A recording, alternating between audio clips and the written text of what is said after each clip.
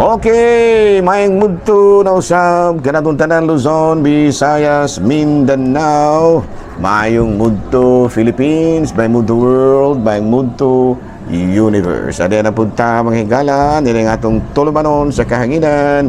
C-on-A, Kati Kisses on Air. O ako lang gihapon kini inyong ubos nga alagad Reverendo Padre Edwin Academia Acabibino adlaw karon nga Martes mahigala pizza 30 na gyud sa bulan sa Disyembre. Unya karong adlaw pod dako pud nga kalihukan alang kanato no. Kaya ato man pong gisaulog ang Rizal Day, ang pagpasidungog sa ato ang nasudnong bayani. Abido side discussion no. Nakapangutana siguro kita unsa may nakapahiro no. Unsa may nakapabayani ni Jose Rizal. Of course, usa sa mga nakapabayani kaniya maugyod ang iyahang mga sinulat nga maoy nakapapukaw sa Filipino nationalism. No, katubitaw Noli Me Tangere, no? Noli Me Tangere o El Filibusterismo. Katong mga sinulatan niya, no? Mautoy usa sa mga nakapukaw, no? Bueno, kay ay mo katingala mahigala ha kay ni apog karon diri sa akong atubangan ang mga badyaw nga nagpahigayon pod mga higala o kining ilahang pagpamasko ginamit ang ilahang dili ni badyaw mga bandalata ba nga nagpahigayon pod sa ilahang mga kalihukan sa pagpanaygon dinala ang mga drums nga mga baril ayan. Abi no atong balikan mahigala unsa ba gyud nakapahiro ni Rizal. Unang-una iyang gi-awaken ang Filipino nationalism. Giyon sa ba niya pinaagi sa iyahang mga writings and advocacy niya ang iyang writings nga pinakasikat gyud niya mao kining El Filibusterismo o kanang Noli Me Tangere, the filibuster and touch me not. Unya sa mauniya nga writings no, sa mauniya nga writing no, na-expose ang Spanish colonial abuses no. Katurang ko ana mahigala no, katura niya nga writing sidulat iyang nobela na-expose ang Spanish colonial abuses. Unya napadayag po niya nga kining gitawag nato og na-promote pod ang desire sa mga Pilipino for freedom no, na-promote ba mura bag imbis nga wala lang unta no, nahimo nga kining gitawag nato og kinibitang sa ngalan ani pangandoy nato nga makalingkawas kita gikan sa kaulipnan gikan sa mga katsila. Una nga nakalingkawas kita pero there is bias ang pinakadagkong yuta dinhi mga katsila apil pa na mga higala sa colonial sa colonization. Apil pa na sa colonization. Resulta pa na sa colonialization sa atong nasod, no? O niya matud palagi kay nahimo man lagi ni siya nga rebuilde sa hunahuna sa mga katsila kay iya man laging gi-expose ang Spanish colonial abuses o niya iya pong gi-promote ang desire for freedom na martyr gid siya, gipatay siya no. Although nga wala gid siya nagtudlo kabahin o kanang armed struggle pero ang iyang kamatayon nakapatrigger og revolution muna nga wala madugay gibaligya na lang kita sa mga katsila kay mura gisamuka na siguro gibaligya kita ngadto sa mga Amerikano no, kanang gitawag sa in English o kana bitang Treaty of Paris yan no, nang tiding Macdo-Philip ano daganan siya no. O niya wala madugay no, nagkagubat pod ang mga Amerikano pero patay na si Sal no. Nagkugubat po ang mga Amerikano o ang mga kining mga Pilipino na po kini sukol na punta no. Kanya ang nahitabo mao nga kag-abot sa kining Second World War under pamanta sa kining mga Amerikano naabot na po ang mga Hapon dinhi no. Naabot na po mga Hapon gi-colonize na punta nila no. aperte pong gubuta to kay maldito po rin mga Hapon, pamatyon po ta, agoy. Pero matod pa sa diha nga nagmadaugon man gid lagi ang Allied Forces, no? Nga apil na tani ana kay Amerikano pa ba yata citizenship sa una. Muna to nga gitagaan ta nila og kagawasan sa July 4, 1945. No, gitawag na to kana sa English og Filipino-American kanang Friendship Day. Friendship Day. No, kay mao po nang adlaw nga kanang Liberty Day og kanabitang kagawasan po sa mga Amerikano gikan sa England. Ila po nang gipasa diri nato.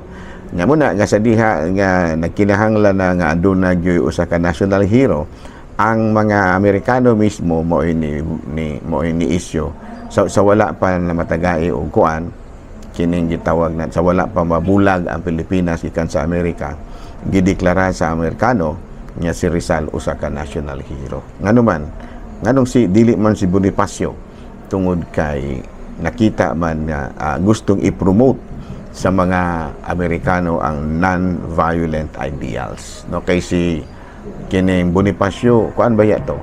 Tinikbasay ba gitong kang tinikbasay ba gitong kang Bonifacio. Pero kang Rizal non-violent. Unya si Rizal pod symbol of intellectual resistance and national identity. So muna nga daghang kay moingon nga si Bonifacio gud unta mo dili ang nagpili gud gud ha ang ni-promote nga mamahimo yung national hero si Rizal mao ang mga Amerikano kay gusto sa mga Amerikano nga i-promote din sa Pilipinas ang non-violent ideals. Unya kasi Bonifacio tinikbasay man gitong iyaha, dili man to non-violent iyaha, kuan man to armed struggle man to, so wala gid siya gipili. Unya katupod si Bonifacio mubo po to siya grado nya kini si kining Rizal intellectual man kay doktor man bright man kayo. So muna nga aron nga kay ang national hero god mo man atong kuha base ang iyang mga ideals. Muna nga sa kinaiya ni Rizal ang iyag yung gigamit sa paghatag kanato og kanabitang gitawag nato sa English og freedom, pinaagi gyud sa intellectual resistance ug non-violent ideals. Muna siya nga gihimo sa mga Amerikano si Dr. Jose Rizal nga usa ka national hero. Kay kung matud pa dug na magimulalis nga si Bonifacio gyud unta, ayaw kay si Bonifacio patay man bitong ya. Dili man gusto ang mga Amerikano kay ang mga Amerikano lagi kay under pabaya ta sa mga Amerikano sa una. Na gusto sa mga Amerikano nga kalmante ta kay Kristohanon baya mo. May mga Amerikano although nga dili na sila Katoliko pero Christians ba po na sila. Muna nga si Rizal gyud niya mingon pud siya nga kana pong si Rizal kuan po na siya bright po da kana bang although nga kuan siya kanang usa siya nagsulat siya for freedom pero ang iyang pinaagi sa kanang pamaagi sa kinaadman mo na nga giniingon si Rizal nga a pen is mightier than a sword. Okay, klaro? Hala, no? Ako rin ang gisingit mo higal na kay importante pong makasabot ang mga Pilipino. Okay, labi na gyud katong gusto gyud nga si Bonifacio gyud ang national hero kay tinikbasay gyud ayon og dili. Ayaw dili na Christians gyud ta dili na mayato. Okay, ari na tayo higala sa ato ang catechism.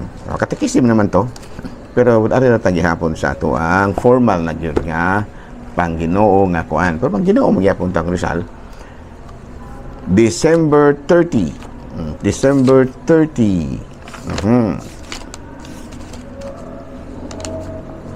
Ang saint nato karon si Saint Egwin. Oh, hapit makuha, no?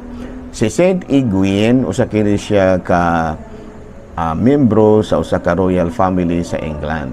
Unya, nisulod siya sa monasteryo ug nahimo siyang obispo sa Worcester, England. Unya, nahimo siyang protector sa mga orphans, no? Kan mga ilong puwapos ba?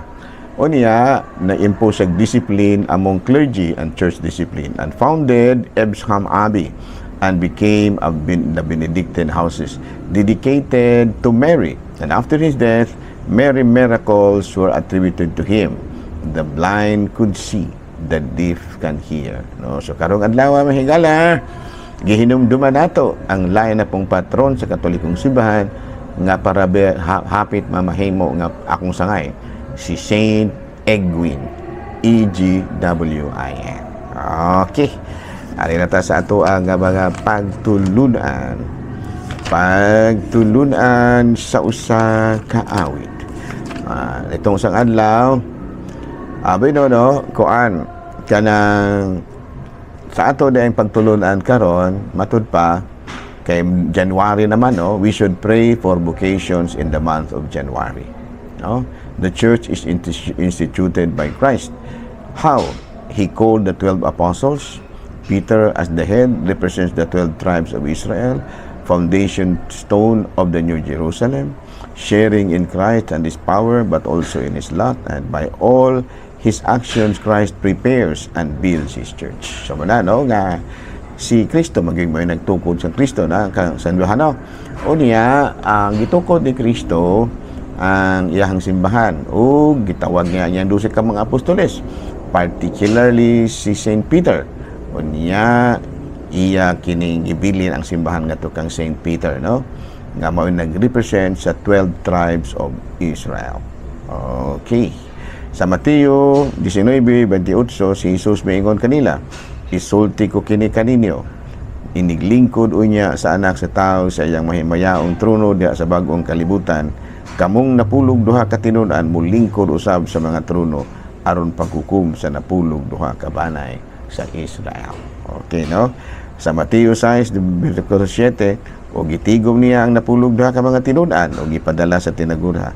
O nya gitagahan nila sa gahom, paghingilin o mga yawa. Sa Marcos 3, kapitulo 14-15, ug nagpili siya napulo duha kanila ang iyang gitawag og apostoles, maingon siya kanila, gipili ko kamo aron makiiguban kanako, ipadala ko kamo aron makiiguban kanako, ipadala ko kamo aron pagwali ug makabaton kamo gahom sa pag-ambog sa mga yawa. Okay, klaro? Abi na rin nata sa dugang pang mga pagtudlo, no? What are the steps in the institution of the church? Unsa may mga lakang, unsa may mga lakang nga gihimo ni Kristo aron matukod ang iyang simbahan. Number 1 is the recruitment. Iyang gi-recruit ang 12 ka mga apostoles representing the 12 tribes of Israel. And number 2, confession. Sa Juan kapitulo 20 bersikulo 22 sa Mateo 3, gisulti niya kini ug unya gihuypan nila sila og giingnan, dawatan ninyo ang Espiritu Santo kung pasayloon ninyo ang sala sa mga taong gipasaylo kini, kung ang ilang mga sala dili ninyo pasayloon, dili usab kini pasayloon. Sa to pa, si Kristo ra baya makapasaylo og sala, pero kay iyang gibilin man ang iyahang katungod sa pagpasaylo ngadto sa simbahan, nga sa ato pasabot niya nga ang simbahan mauna siya dinhi sa kalibutan. Ang simbahan mao si Kristo. Kay nganuman gitagaan man niya katungod pagpasaylo. Okay, no? O niya gihimo pod niya ang sakramento sa kining sakramento sa pagkapari o sakramento sa Eucharistia, no? Sa ato kanang mabasa sa Lucas 22:17 hangtod sa 20. Katong katapusan pa ni hapon ba, no? Iyang gitudlo ang iyang mga apostoles nga siya buhatan ninyo kini aron paghandom kanako. Kato pa iyang gitukod ang Santos nga Eucharistia ug dayon iya pong gitukod ang sakramento sa pagkapari. Unya sa Mateo 28 bersikulo 19, busa panglakaw kamo sa tibuok kalibutan ug himua sila nga akong mga tinunan ug lubonyagi sila sa ngalan sa Amahan, sa Anak ug sa Espiritu Santo. Unya sa buhat sa mga apostoles kapitulo 38, no, ni kunsad ang Espiritu Santo, no, buhat sa mga apostoles kapitulo 2 bersikulo 1 sa 13, ug mikunsad ang Espiritu Santo. Munot siya formal gyud nga pagkatukod sa simbahan. Although nga gitukod na ni Kristo ang iyang simbahan, pero iya pang sa ato na final initiation of the church nga mahimo na gyud nga usa ka mao'y mudala sa iyahang mga lawas ngadto sa katawan, sa iyahang pagtulunan ngadto sa katawan. Okay? Binindin nila sa takutob, ha? Ako rang gihapon kini inyong ubos nga lagad, Reverendo Padre Edwin Academia Acab, manamilit na usab kaninyo o manalangin kaninyo ang Dios magkagahom sa tanan, Amahan, Anak, Espiritu Santo. Good noon, Pilipinas. Daghang salamat ug advance Happy New Year.